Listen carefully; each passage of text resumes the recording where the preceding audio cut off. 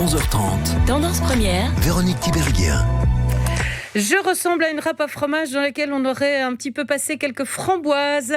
J'ai de l'acné adulte depuis une dizaine d'années maintenant. En réalité, depuis ma première grossesse, je n'arrive pas à m'en débarrasser. Et c'est vrai que socialement, ce n'est pas toujours évident de le vivre. Entre les questions pour savoir si vous avez une maladie particulière ou les regards qui sont un peu amusés, eh bien, j'ai parfois du mal à sortir de chez moi quand j'ai des poussées d'acné de la sorte.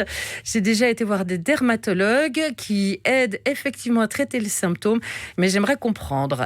C'est ce qu'on va faire, évidemment.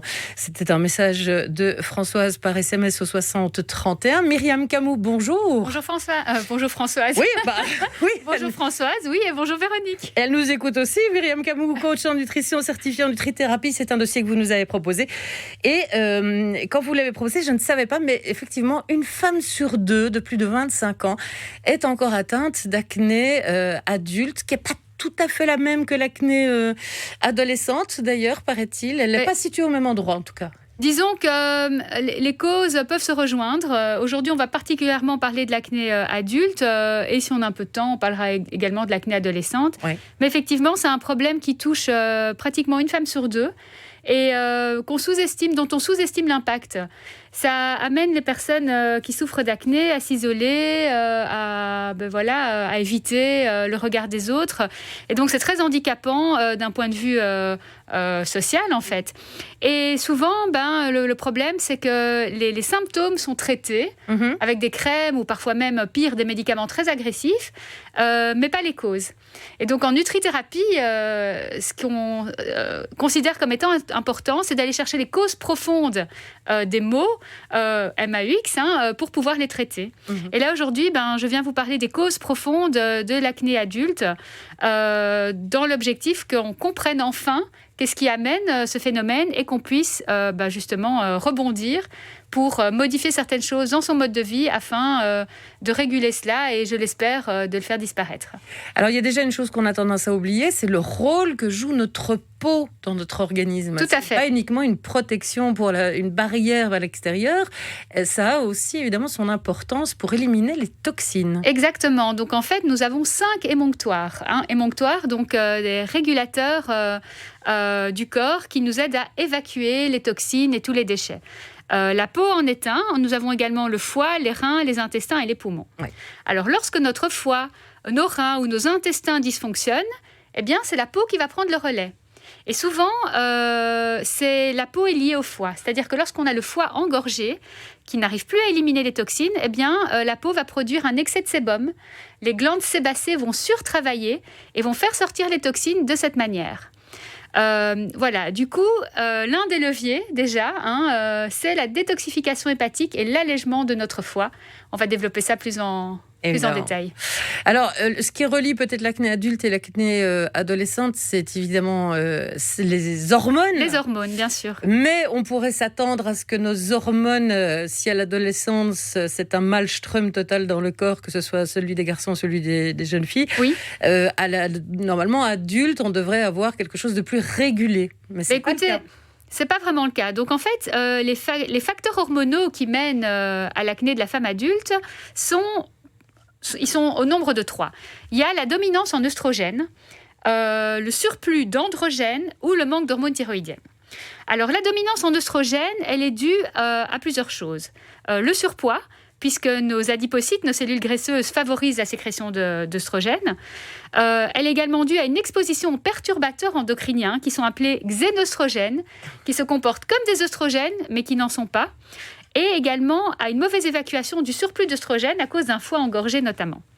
Et donc, les personnes qui ont une dominance en œstrogène ont souvent de l'acné avant leurs règles ou un syndrome prémenstruel. Ce déséquilibre hormonal est vraiment le plus fréquent. Autres types de déséquilibre hormonal qui mènent à l'acné, c'est un surplus d'androgènes, les androgènes étant les hormones masculines, puisque comme vous le savez, Véronique, nous avons tous en nous, qu'on soit homme ou femme, et des hormones masculines et des hormones féminines, mais évidemment dans des proportions différentes. C'est ça. Eh bien, en tant que femme, le fait d'avoir trop d'androgènes, donc de testostérone, va mener en fait à l'acné. Alors, comment se fait-il qu'on aurait trop d'androgènes dans l'organisme ? Parce qu'en fait, c'est l'alimentation trop sucrée, le fait d'avoir des pics de glycémie à répétition qui va exacerber les glandes sébacées et produire des boutons. À l'arrêt de la pilule contraceptive aussi se produit un excès d'androgène. Donc souvent les femmes qui arrêtent la pilule contraceptive, qui a parfois été prescrite pour réguler les boutons, vont avoir un effet rebond et elles vont avoir trop d'androgène, donc trop d'hormones masculines dans le corps, et elles vont avoir une acné terrible qui se situe principalement sur le bas du visage, à l'endroit où pousse la barbe d'un homme. Donc, si vous avez de l'acné plutôt autour de la bouche ou sur le bas des joues, il s'agit plutôt d'un surplus en androgène. Autre symptôme lié au surplus d'androgène, une pilosité très importante ou des règles très, très irrégulières et des cycles très longs. Donc voilà. Ça, c'est une deuxième cause. Et la troisième cause hormonale, c'est un manque d'hormones thyroïdiennes. Il faut savoir que la thyroïde, c'est vraiment le moteur de notre corps. Et que si on a une thyroïde qui tourne au ralenti, c'est tout notre organisme qui va tourner au ralenti. Et donc, du coup, le foie va dysfonctionner, le transit aussi. Et donc, du coup, si on n'arrive pas à bien éliminer via le foie ou via les intestins, la peau va prendre le relais. Du coup, on va parler évidemment de ces problèmes digestifs qui font le lien avec cette acné adulte. Tout à fait. Donc en fait, donc je viens de citer les 3 facteurs hormonaux de l'acné adulte, mais on a également des problèmes digestifs qui mènent à l'acné.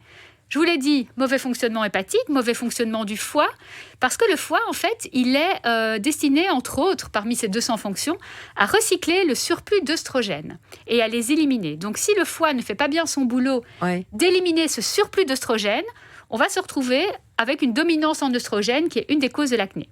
Deuxième élément, problème digestif, c'est un mauvais microbiote. Figurez-vous que notre microbiote dont on parle tellement est aussi impliqué dans l'évacuation correcte du surplus d'œstrogènes. Donc, mauvais microbiote, mauvaise élimination des œstrogènes, on se retrouve en hyperœstrogénie. La perméabilité intestinale, dont nous avons parlé lors d'une précédente émission, crée de l'inflammation. Et l'inflammation, ça ne va pas venir du tout aider, effectivement. Outre la sécrétion trop importante de sébum, ces pores qui vont être bouchés vont s'enflammer. Et ça va vraiment créer de l'acné inflammatoire, le fait d'avoir de l'hyperperméabilité intestinale. Donc, des facteurs hormonaux, des facteurs qui touchent au système digestif. Mais le scoop dans tout ça, c'est qu'on ne va pas directement s'attaquer en fait, aux hormones.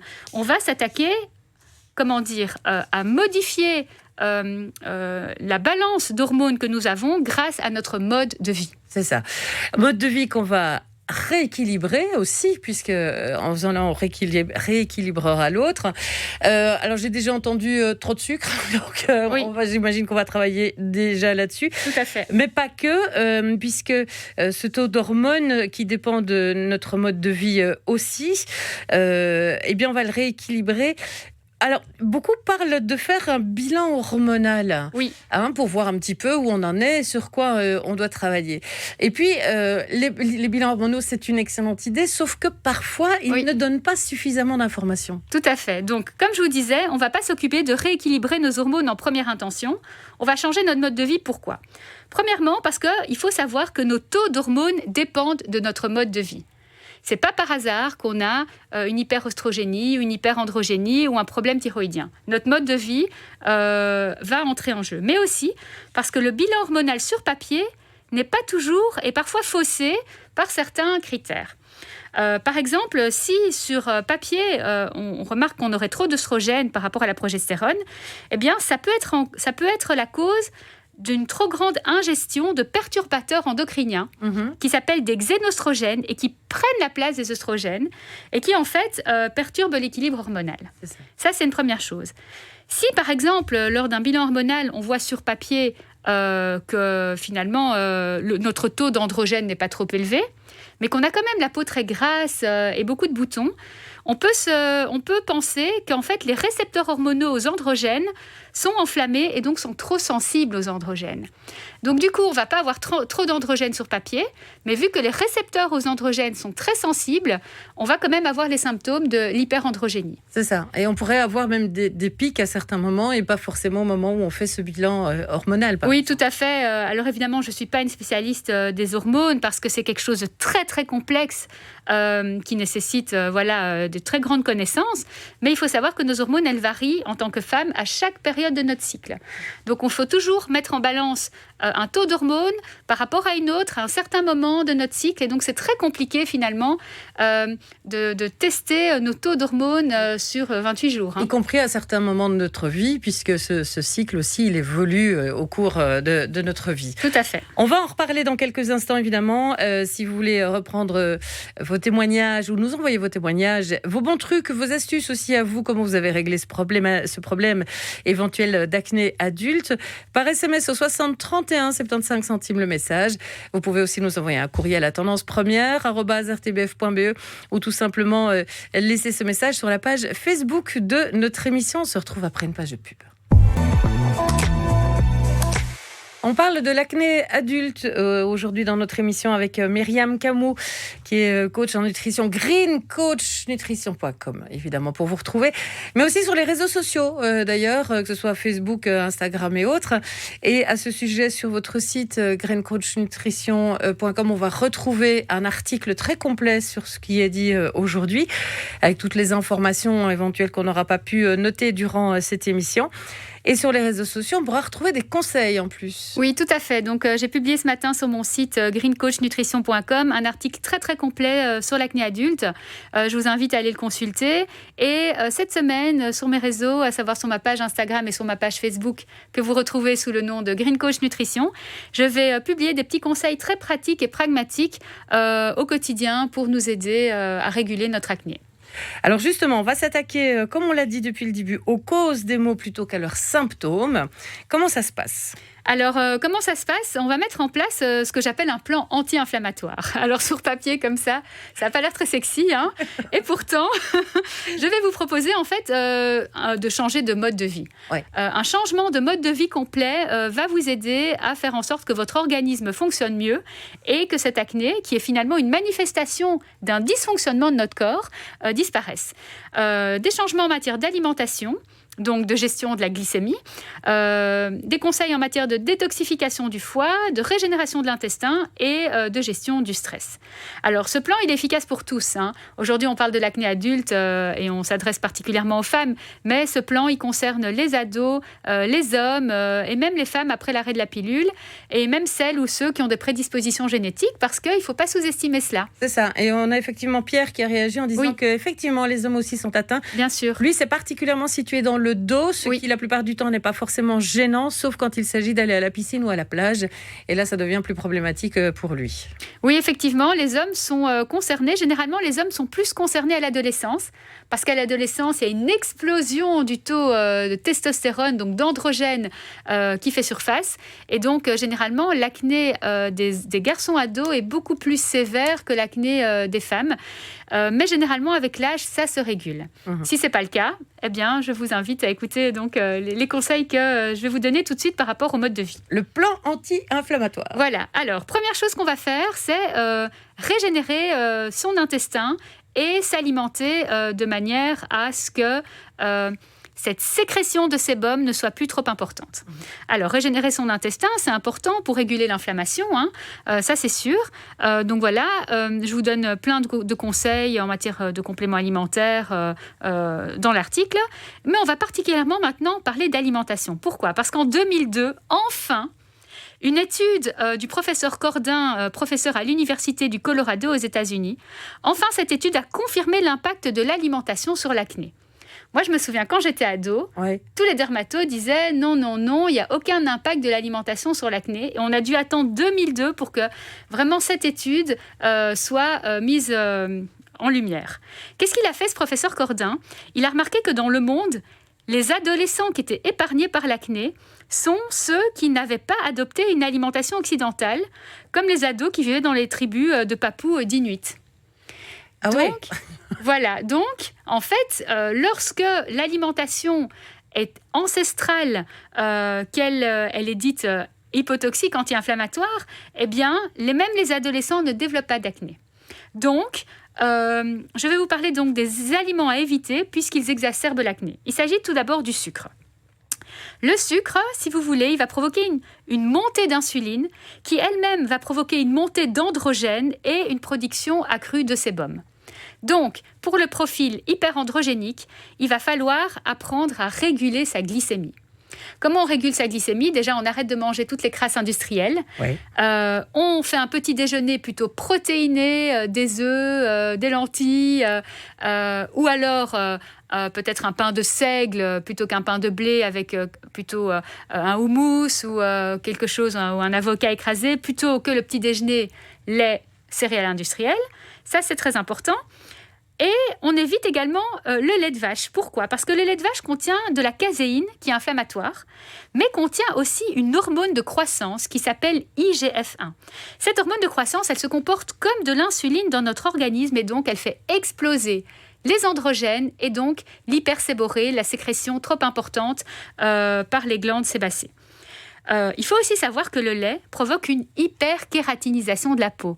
Ça veut dire que les cellules vont proliférer et donc le fait d'avoir trop de cellules qui prolifèrent à la surface de la peau, ça va quelque part refermer avec des cellules mortes les imperfections, ce qui va provoquer souvent de boutons et de points noirs. Une inflammation plus importante. Donc moi, quand j'étais ado, si on m'avait dit « Myriam, arrête le sucre, arrête le lait », et idéalement le gluten, et tu vas voir un effet incroyable sur ton acné, je vous assure que même si c'est compliqué, je l'aurais fait. Donc voilà, si les ados nous écoutent aujourd'hui ou leurs parents, sachez qu'en évitant le sucre, le lait, le gluten et l'alimentation industrielle pleine de sirop, de glucose, fructose, encore une fois, qui fait exploser notre glycémie, et de mauvaise graisse, eh bien, on peut vraiment déjà avoir un effet très, très important sur notre acné. En même temps, on n'est pas tous égaux devant l'acné, parce que c'est sûr. Moi, j'en ai pas eu beaucoup, mais j'étais grande consommatrice de lait et de gluten sans problème. Donc, tout à fait. Ça dépend d'un profil à l'autre, en réalité. Exactement. C'est-à-dire qu'en fait, on a vraiment un profil génétique, des prédispositions génétiques, qui fait que voilà, on est plus ou moins atteint. Cependant, si c'est le cas, eh bien, vous savez, on n'est jamais tous égaux devant la nature. Hein. Il y a des gens qui mangent beaucoup, qui ne prennent pas un gramme. Ah, ça, c'est pas moi, voilà. Donc finalement, on s'adapte à notre métabolisme et voilà, on essaye de faire ce qu'il faut pour ça. Alors, qu'est-ce qui va nous aider à réguler la glycémie ? Pour éviter d'avoir une explosion du taux de sucre sanguin, pensons toujours à consommer des bonnes graisses, des fibres et des protéines. Les bonnes graisses, les fibres et les protéines vont, si vous voulez, venir réguler le taux de sucre sanguin et éviter les pics de glycémie. Je vous donne un exemple. Si on veut se faire un petit déjeuner plutôt sucré, on va plutôt utiliser de la purée de noisettes ou d'amandes sur son pain plutôt que de la confiture. Ouais. Voilà. On va ajouter des fibres à nos aliments. Donc, on va plutôt consommer des fruits et des légumes entiers plutôt que sous forme de jus, beaucoup de légumineuses. Et on va aussi ajouter à nos repas des bonnes protéines, comme les bons poissons, les œufs, qui vont venir réguler la montée du taux de sucre sanguin. Alors, évidemment, en matière de nutrition, il faut aussi penser à combler nos carences nutritionnelles. Oui. On est carencé pour la plupart en magnésium, en vitamine D, en oméga 3 et en zinc. Et en prenant une supplémentation dans ces 4 micronutriments, ça va également nous aider à réguler le métabolisme du sucre, à booster nos hormones, à réguler l'inflammation. Et le zinc, j'insiste sur ce micronutriment-là, est en plus cicatrisant et antibactérien. Donc, intéressant à prendre en matière de supplémentation. Une chose est sûre, c'est qu'après un mois de pluie, on est tous en carence de vitamine D. Mais on est toujours tous en carence de vitamine D, parce que la vitamine D, en fait, c'est pas vraiment une vitamine, c'est une préhormone. C'est ça. Voilà. Et donc, cette vitamine D, elle est principalement synthétisée par l'exposition de la peau aux rayons du soleil. Donc, si au quotidien, on n'a pas l'opportunité de s'exposer sans crème solaire aux rayons du soleil, on sera tous carencés en vitamine D. Or, aujourd'hui, on en parle énormément. La vitamine D, elle booste les hormones, elles boostent l'immunité, elle est vraiment essentielle. Et donc, si vous allez pour le moment dans les pays du Nord, genre Norvège, Danemark, Suède et autres, ou même Islande, ils ont des rayons entiers dans les pharmacies, mais des rayons entiers de vitamine D et de zinc à prendre pendant l'hiver. C'est que c'est un produit qu'ils consomment de manière régulière. Mais effectivement, on parle de la vitamine D et du zinc comme étant les 2 micronutriments clés pour booster l'immunité, et particulièrement dans cette période où on parle énormément, évidemment, du Covid. Oui, évidemment. Mais donc, ça joue aussi sur l'acné et Bien sûr, parce que la vitamine D, si vous voulez, elle est essentielle à la synthèse des hormones et au fonctionnement de la thyroïde. Donc déjà, ça, c'est énorme. Le zinc, quant à lui, va être un régulateur hormonal de l'insuline et de la thyroïde, est antibactérien, anti-inflammatoire, cicatrisant, donc vraiment... à ne pas éviter, surtout pour les végétariens, parce que les végétariens consomment moins de zinc que les personnes qui mangent de la viande, puisque le zinc se trouve beaucoup dans les protéines animales. Et donc, si vous êtes végétarien ou que vous mangez très peu de viande, une supplémentation en zinc va vraiment vous aider. On a une question par rapport au lait, c'est celle d'Inès qui nous dit « Je consomme depuis quelques semaines du kéfir pour justement tenter d'améliorer ma flore intestinale. » pour notamment des problèmes d'acné et de ballonnement. Cependant, le kéfir est fait à base de lait. Et suite à ce que vous venez de dire par rapport à la consommation de lait et d'acné, pensez-vous que je dois justement éviter du coup de boire ce kéfir de lait ? Écoutez, moi je ne peux pas conseiller comme ça sans connaître le cas précis, mais c'est clair que dans le lait, quand bien même il soit fermenté et que ces ferments sont intéressants pour venir assainir la flore intestinale, il n'en reste pas moins que le lait contient toujours, quelle que soit sa forme, en yaourt ou autre, de la caséine, une protéine inflammatoire, et une hormone de croissance qui fait croître le veau, puisque initialement le lait est quand même destiné au veau, qui s'appelle IGF-1, qui se comporte dans le corps comme de l'insuline et qui nous donne un pic d'insuline et donc qui favorise la synthèse des androgènes et le travail, la surstimulation des glandes sébacées. Donc pas de kéfir pour Inès. Enfin, si elle veut tester un effet... Peut-être supprimer alors effectivement totalement le lait, voir s'il y a un effet ou pas. C'est vrai. Au bout de 15 jours, 3 semaines, on peut déjà noter quelque chose. Il y a beaucoup plus de facteurs qui entrent en cause. Si par exemple, cette jeune femme a ce qu'on appelle une hyperperméabilité intestinale, avant même de tester ça, il faut réparer l'intestin. Je rappelle que donc, j'ai rédigé un article aussi sur mon site Green Coach Nutrition sur l'hyperperméabilité intestinale. C'est intéressant d'aller voir ça pour... déjà démarrer sur une bonne base. C'est ça. Réparer son intestin. Tout à fait. Et réparer sa peau par la suite. On a une autre personne qui a réagi en nous disant... alors, je pense que c'est tourné avec beaucoup d'humour. Oui. Enfin, à la ménopause, eh ben non, erreur. Encore des comédons et autres. Et tout ce qu'on propose, ce sont des soins esthétiques, nous dit cette personne. Eh bien voilà, les soins esthétiques, c'est en fait un moyen de masquer les symptômes, mais pas les causes. Oui, ou de traiter juste les symptômes. Exactement. Donc... pourquoi pas, mais avec en combinaison, cette nouvelle alimentation dite anti-inflammatoire. Alors, ça, c'est une première chose à faire. Une deuxième chose à faire, c'est travailler sur son foie. Le foie qui n'a pas une bonne capacité d'élimination des déchets et des toxines, donc qui est surchargé, va donner le relais à la peau. Oui. Et donc, c'est incroyable de voir que lorsque on arrive à détoxifier le foie, à faire en sorte qu'il se remette en fonctionnement correctement, il ne va plus solliciter, les glandes sébacées ne vont plus être sollicitées pour faire ressortir les toxines. Oui. Et donc, elles vont arrêter de surtravailler. Alors, comment est-ce qu'on fait pour détoxifier son foie ? Eh bien, l'alimentation dont j'ai parlé, mais également des jus de légumes et des actifs à base de plantes. Il faut savoir qu'il y a des plantes telles que le desmodium, le chardon-marie, le pissenlit ou le radis noir qui, pris en gélule, en supplémentation, vont aider le foie à se régénérer, à se détoxifier. Mais le radis noir, on peut le manger comme ça, le consommer comme ça ? Moi, j'adore évidemment, ça, le radis noir. Évidemment, tout à fait, clairement. Et je conseille aussi une tisane que j'ai testée, qui est incroyable, vous verrez la référence, qui est une tisane qui contient un mélange de plantes qui vont aider à drainer le foie. Et il y a énormément de témoignages au sujet de cette tisane qui, une fois qu'au bout de quelques jours, qui est pas trop mal au niveau du goût, eh bien, on va voir un effet sur notre peau parce que cette tisane est drainante et elle détoxifie le foie. Elle est à base de quoi ? Il y a quoi dedans ? Alors, il y a plusieurs plantes, mais je n'ai pas là sous le nez. Et quoi, c'est un truc avec 27 plantes différentes ou... Non, pas forcément. Des plantes qui ne sont pas non plus forcément méconnues. L'artichaut, le souffle... Il n'y a pas d'artichaut. Je pense qu'il y a du romarin, notamment, et des choses comme ça. Mais pas que. allez voir sur le site, vous verrez sa composition. Et pour avoir plusieurs personnes autour de moi qui ont testé cette tisane, ça a eu un très bon effet de détoxification du foie de manière douce. Ça reste une tisane avec des plantes. Et donc voilà, ça c'est intéressant. Alors, autre chose qu'il faut savoir, donc deuxième levier, la détoxification du foie. Troisième levier, encore une fois, travailler sur sa glycémie.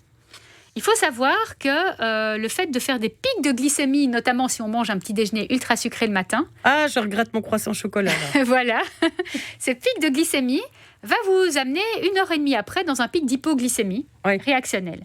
Et ce pic d'hypoglycémie, non seulement ce pic de glycémie au départ va favoriser la synthèse des androgènes, de l'insuline, du sébum, mais il faut aussi savoir que le pic d'hypoglycémie qui va suivre va être un stress très important pour le corps. On va y revenir. De retour avec Myriam Camou, on parle de l'acné adulte, comment la vaincre à travers plein de choses à mettre en place dans nos modes de vie qui sont à modifier pour retrouver un équilibre hormonal et aussi modifier son alimentation ou favoriser certains aliments. Alors vous êtes nombreux à réagir et notamment Quentin sur la page Facebook qui nous fait savoir que effectivement, et je suis tellement d'accord avec lui, le radis noir râpé en salade, c'est délicieux. Et alors lui, il le fait avec un petit peu de chou râpé, quelques graines grillées et une pointe de sauce soja. Eh bien, bravo. Bon, Quentin, il faut venir nous cuisiner ici un truc et puis on en reparlera, évidemment. Alors, parmi les témoignages qui nous sont arrivés également sur la page Facebook, nous avons celui de Anna qui nous dit « J'aurais aimé avoir pu écouter cette émission il y a 10 ans. En effet, étant en préménopause à l'époque, j'ai eu de l'acné et suis allée consulter un dermato. Quand je lui ai demandé les causes, il m'a dit qu'il ne s'occupait pas de ça. Lui allait juste me prescrire une crème et c'est tout, du non-sens pour moi qui est dès lors commencé de longues recherches. Après avoir adapté mon alimentation, je suis devenue végétarienne. J'ai réduit les produits laitiers et écarté le lait de vache, etc. Et mon rythme de vie, important aussi, sommeil, cohérence dans mes activités professionnelles, méditation, etc. Et l'acné a disparu, nous dit Anna. Et puis on a François qui a réagi aussi par SMS en nous disant « Moi je me souviens que lorsque j'étais adolescent, avoir été voir un dermatologue qui m'a demandé si je consommais des hamburgers. » C'est vrai, dans les années 90, on a commencé à avoir beaucoup d'hamburgers. Donc, il y avait quand même déjà peut-être une petite réflexion, en tout cas chez certains dermatologues, sur le fait de mal manger ou de consommer des aliments trop transformés, ce genre de choses. Et puis, tout le reste. Dans les témoignages qu'on a reçus aussi et les questions qui nous sont posées, c'est vrai que la période de la ménopause occupe pas mal nos éditeurs, auditrices en particulier, évidemment, pas les auditeurs, parce que c'est une période où on pourrait penser qu'effectivement les choses vont se régler, mais c'est pas forcément évident. La période de la préménopause, en fait, est caractérisée par une instabilité des œstrogènes par rapport à la progestérone. Donc, en fait, c'est des montagnes russes. C'est ça. Et donc, effectivement, c'est très compliqué de savoir où on se trouve et comment réguler ça. Voilà, donc c'est pas évident. Mais je voudrais rebondir sur Anna, l'auditrice, qui m'a vraiment tendu une perche. Ouais. Parce qu'elle a parlé de gestion de ses émotions, gestion du stress, etc. Et du coup, on terminera peut-être par ça aujourd'hui.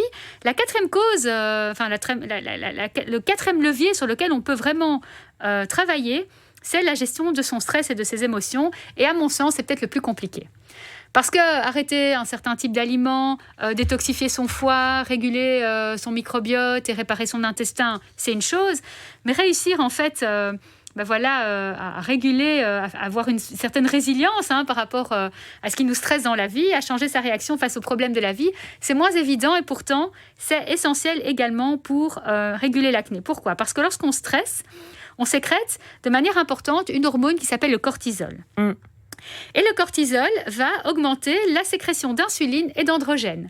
Donc, encore une fois, si vous avez un profil hyperandrogénique, le fait d'être stressé au quotidien va augmenter votre taux d'androgène et également l'insuline et donc la sécrétion accrue du sébum par les glandes sébacées. Et donc, voilà, il faut aussi savoir que le stress, il va augmenter l'inflammation, il va ralentir la glande thyroïde et donc, il va vraiment essayer de travailler sur ses émotions, par la cohérence cardiaque, par la méditation et par l'activité physique aussi. Et elle parlait du sommeil aussi, l'importance d'avoir un bon sommeil et de respecter son sommeil. Hein. Tout à fait. Le bon sommeil va vous mettre dans de meilleures conditions. Le lendemain matin, on aura moins envie de sucre. Parce que le sucre, c'est une compensation face au manque de sommeil. Oui. Et on sera de meilleure humeur, on va mieux gérer son stress et ses émotions, c'est sûr. On a une personne qui nous parle aussi du kéfir de fruits. Oui. Qui est super pour le microbiote. Je ne comprends plus rien, je pensais que le kéfir, c'était une méthode pour les produits laitiers. Mais... alors, on a le kéfir à base de lait et le kéfir à base de fruits. Oui. Voilà. Ah, c'est des fruits fermentés alors ? Non, en fait, c'est des petites graines qui vont faire fermenter le sucre des fruits. Le jus de fruits. Ah, d'accord. Donc voilà, c'est des méthodes qui permettent... Goûté, ça vient d'où ça ? D'où ça vient, je ne sais pas. Aujourd'hui, en tout cas en Occident, on l'utilise beaucoup, mais certainement que l'origine est plutôt orientale. Oui. Cependant, effectivement, il y a des bonnes bactéries dedans qui vont venir aider notre microbiote à être en bon état. Mais il n'empêche que malgré que la plupart du sucre de ce kéfir ait été fermenté, il reste quand même encore du sucre. Et donc, si vous consommez du kéfir, consommez-le toujours en combinaison avec des noix, des noisettes, des amandes, par exemple, pour éviter un pic de glycémie. C'est ça, parce que c'est pas du bon sucre. On n'avait pas dit tout à l'heure que le fructose, c'était OK ? En fait, c'est pas une question de... Le seul mauvais sucre, si vous voulez, c'est le faux sucre, c'est le sucre industriel, c'est le sirop de glucose fructose. Maintenant, le sucre qui provient des fruits, est un bon sucre, mais une fois qu'on enlève les fibres des fruits, on n'a plus ces fibres qui viennent ralentir l'assimilation du sucre. Et donc, à partir du moment où on parle de jus, clairement, il y a trop de sucre. C'est une bombe glycémique. C'est ça. Alors, la fermentation dans le kéfir va permettre de transformer ce sucre, une très grande partie, mais il va quand même en rester un petit peu. Et donc, je conseille de consommer son kéfir avec quelques amandes, noix, noisettes, des bonnes graisses qui vont venir ralentir la montée de la glycémie. Michel vit en Namibie, nous dit-elle. Je ne sais pas si elle y est en ce moment, mais on la salue. Pays ensoleillé plus de 360 jours par an. Et pourtant, j'ai à 56 ans des carences en vitamines. Donc, je les prends sous forme de spray oral. 5 fois 1000 IU par jour. Je suppose que ça parle à certains, pas à moi. Pour booster mon immunité et le début d'ostéoporose. Puisqu'on parlait de la vitamine D et de l'ensoleillement. C'est pas suffisant, évidemment. On a parlé de la vitamine D parce qu'on est en carence maintenant, mais il y a effectivement d'autres choses à mettre en place pour les vitamines. Mais écoutez, en tout cas, si cette dame vit au soleil, c'est bien, mais si elle se tartine de crème solaire dès qu'elle sort, impossible que la vitamine D fasse son boulot. Elle peut pas s'en passer de la oui, je comprends bien. Mais je veux dire par là que la crème solaire empêche l'assimilation, la synthèse de la vitamine D. Elle nous protège de certains cancers de la peau. C'est vrai, donc en fait l'idée c'est de ne pas s'exposer aux heures les plus chaudes, etc. Mais de quand même pouvoir exposer au moins ses avant-bras sans crème solaire 30 minutes tous les jours. Ah, d'accord. Voilà. Et pas aux heures les plus chaudes, effectivement. Voilà, c'est ça. C'est effectivement un conseil qu'on répète aussi souvent, ne pas s'exposer aux heures les plus chaudes. Exactement. Mais bon, protégeons-nous quand même. Il faut se protéger, oui, mais c'est vrai qu'à certains moments de la journée, ne pas mettre de crème solaire sur une certaine partie de son corps, comme les avant-bras, peut aider à la synthèse naturelle de la vitamine D. Parfait. On retrouve, parce que malheureusement on arrive déjà à la fin, ça passe toujours très vite évidemment, avec vous Myriam Camou, on retrouve toutes les informations sur votre site greencoachnutrition.com. Tout à fait. Et sur les réseaux sociaux pour avoir des petits conseils à chaque fois. Oui. On avait Juliette qui s'est penchée sur la question aussi de la tisane, vous vouliez la donner aussi. Alors on va comparer. Juliette nous dit, il y a de la bardane, du souci, du carvi, du cassis, du serpolet, du genévrier et du romarin. Eh bien bravo, parce que c'est exactement la tisane dont je parle dans mon article. Voilà. Elle est trop contente, elle fait des petits bonds de joie derrière sa console. Avec cette tisane, donc qu'on peut consommer, mais on l'a dit aussi, tous ces produits sont consommés avec prudence, vigilance, pas n'importe comment, pas forcément le faire par soi-même, et ne pas décider qu'on est en carence parce que la voisine vous l'a dit. C'est pourquoi je conseille toujours. Oui, voilà, c'est pour ça que je conseille toujours de consulter un professionnel de la santé naturelle. Et donc voilà, en tant que nutrithérapeute, je reçois énormément de personnes qui ont de l'acné, mais qui ont aussi d'autres problèmes inflammatoires qui sont corrélés. Et donc, en faisant un protocole vraiment personnalisé, c'est toujours mieux, évidemment. Merci beaucoup, Myriam. On vous souhaite une belle journée. Merci à vous, Véronique. À bientôt. À bientôt pour Sur Musique.